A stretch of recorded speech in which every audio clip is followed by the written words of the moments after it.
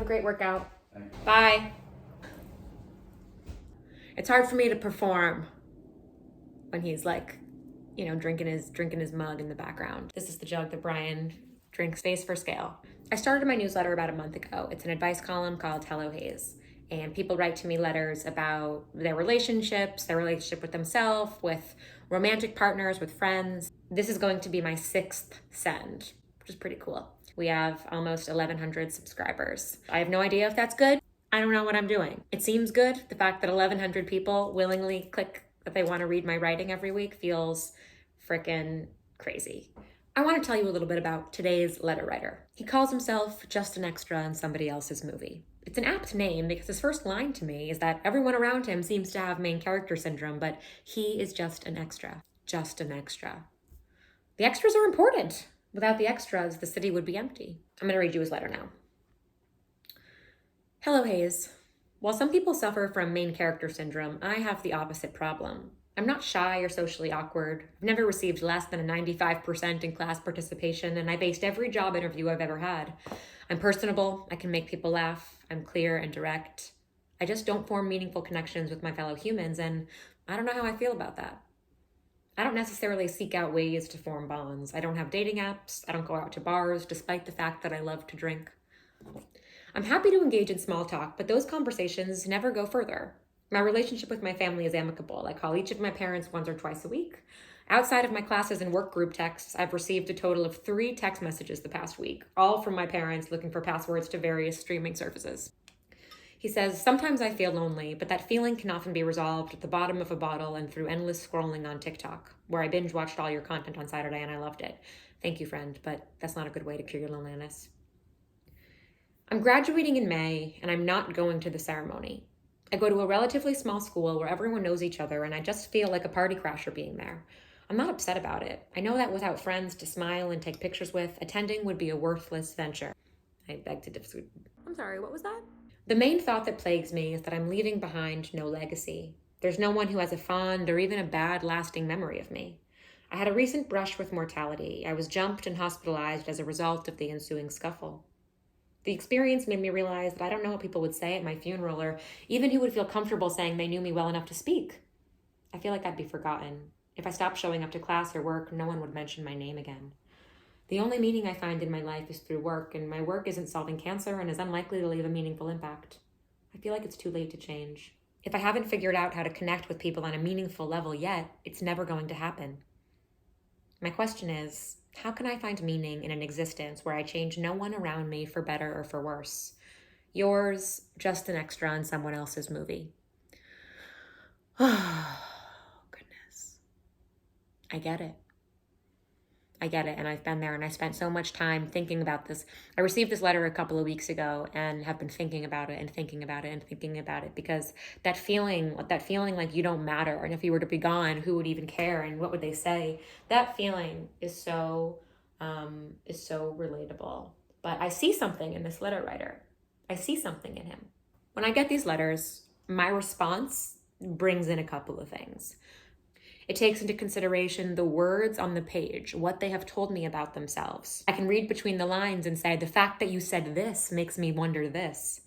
But I really take what they said and I use that to learn more about them and to explore why they might be the way they are.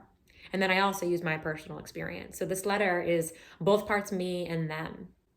I'm not here to diagnose him. I'm not here to look up medical conditions. That's not my job. That's not why people write to me. People don't write to me. I don't know why people write to me. I don't think people write to me because they're looking for a prescriptive set of steps to take. You can find that anywhere. People are writing to me for this connection and for the exchange of feelings and words and pictures. And I don't know, if you've written to me, let me know why you wrote to me outside of wanting to tell me about your situation. But that's why I think people write to me. So this is what I wrote back to him. Hello, just an extra in someone else's movie. I smiled when you said that the only people who texted you this week were your parents asking for passwords. I smiled and then I felt seen. I don't know if that was your intended effect, but it was the effect you had on me. The reason I felt seen is best explained with a quick yet roundabout anecdote. I'm trying to grow my Instagram because apparently you need an audience in all the places in order to sell a book these days. Whenever I see that someone messaged me, I get all excited. It's an indicator that it's working, that I'm working. Usually, though, it's just my mom spamming me. To her, everything I post is fire emoji. You're a funny and relatable human being, my sweet extra. A natural. You say you don't form meaningful connections with other people, but in just one letter exchange, you formed a meaningful connection with me. I've been thinking about you all week. Here's where I start to challenge you. When you say you don't form meaningful connections, what I think you mean is that you don't have any friends. That's different from an inability to make friends. I need you to know that. I believe that you do have the ability to build the bonds and experiences that you desire, but that you've been making choices that stop you from accessing your social potential. These choices could be influenced by a whole cocktail of downers, but for the sake of this letter, and because I don't know your brain chemistry, I'm going to go out on a limb and say this. You have struggled to make friends, not because you are incapable, but because you don't believe that you are special or interesting or worthy of deep friendship. But you are. You are charming and odd and sincere, and I'll tell you, adulthood is ripe with people who crave these characteristics in their friends and partners. You have what other people want. You're going to be fine, but you need to do things differently. And that starts with a radical reimagination of your own value. I'm sorry to hear about your scuffle and that you were hospitalized as a result. I want to say that must have been so scary, but recently I've been wondering whether doing that, projecting what I think I'd feel about a situation to someone who actually experienced it, I wonder if that's actually helpful or if it's alienating for that person. So I won't say that. A better way is to pose the projection as a question. Was it scary for you?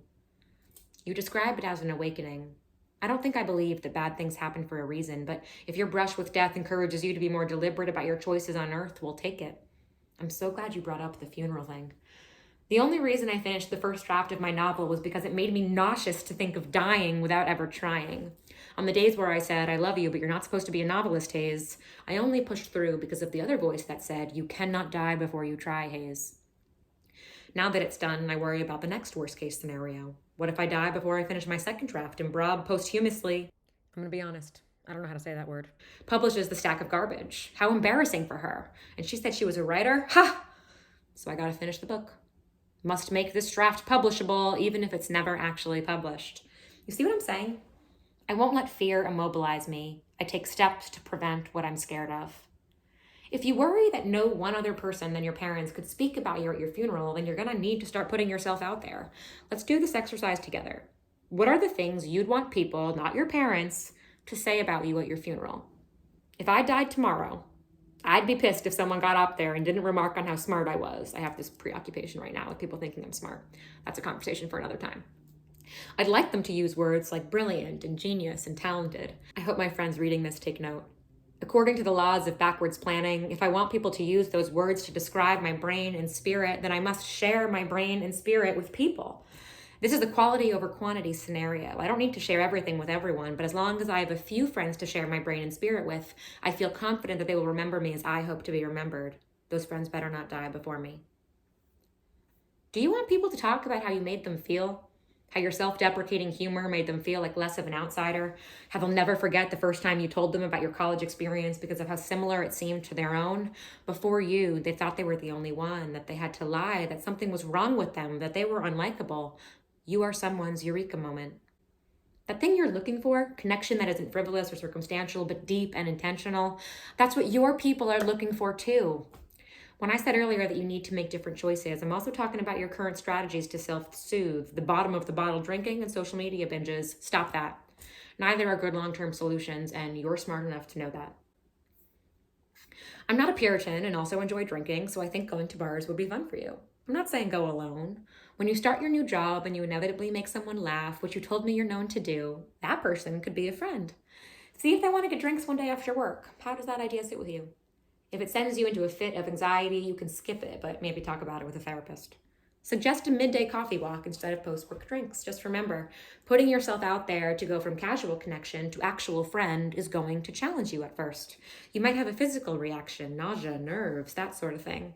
I think you can start small. Except for the suggestion that I'm about to make, which I understand will not feel small for you. You may have noticed that I don't tell you what to do in this advice column, not explicitly. I don't think it's my vibe, but to be fair, we're still figuring out what my vibe is. Today I'm breaking my existing style guide to say that I think you should go to your graduation ceremony. You gotta go. It's a chance for you to step into this next era saying, hey, I'm the kind of person who does things that intimidate them. There might be moments where you feel like an interloper, as you said. We can prepare for that. Whenever I'm at a party and have no one to talk to, I try to find something to observe. I hope the television is on, and if it is, I watch commercials like they're art. Otherwise, I'll pick out a person and craft a story about them. It takes me out of my self-conscious brain and into my creative one, where I'm more comfortable being alone. You might feel sorrow or rejection or grief for the experience you never had. That's okay, you can stomach it. You're not going to learn anything more than you already know. The fact is that you're graduating college without having made meaningful friends. That's cool, my man. I promise you, it's not too late. You are so young. Graduation is not important. Or it is and it isn't. It's like how I said that getting a PhD in literature was objectively unimportant in my first letter, and the PhD lit students on TikTok were deeply offended by that comment. If I had an editor of this newsletter, they probably would have cut or rephrased, but I don't have an editor, so I make my own judgment calls based on my own sometimes stupid brain. Graduation is important because you accomplished something rad. But it's unimportant because it's just a celebration and it has nothing to do with the rest of your life. Unless you're a first-gen college student or a human who has conquered all odds in order to attend school, which maybe you are, but I don't get that vibe from your letter, then none of this really matters. I hope this frees and motivates you to attend the ceremony rather than validates your perspective not to go. My point of view is that if it matters so little, which I repeat, I kind of believe it couldn't matter less, why not go? Why not use this as your opportunity to introduce yourself as a main character? What do you have to lose? I'm picturing you there now in your cap and gown. I think you're quite tall. I see you sitting in the stands by yourself, noticing the decorated caps in the horizon. These people are nobody. No disrespect to them. They are somebody and they're nobody. They won't notice you, not because you're invisible, but because they are oversaturated. Their self-interest muddies their vision, just as yours and mine does too sometimes. They don't represent the friendships you never had, but the friendships that are coming to be, except for a few of them. A few of them are just like your people. I hear their inner monologues like they're my own. How did I get here? I didn't want to come. Pull yourself together. Deep breath in.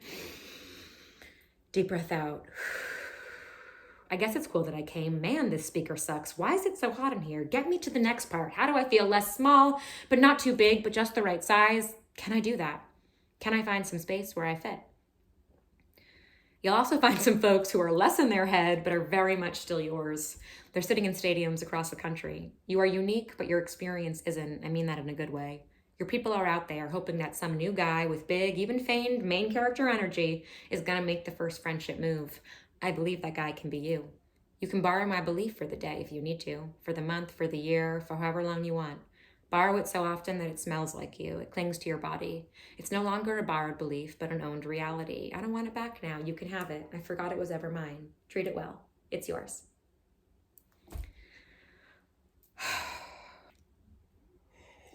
If you like this, subscribe to my channel. I'm going to be posting more videos like this and an eventual podcast here on YouTube. And if you have some words for just an extra in someone else's movie, drop them in the comments. Thank you. Like and subscribe. Bye.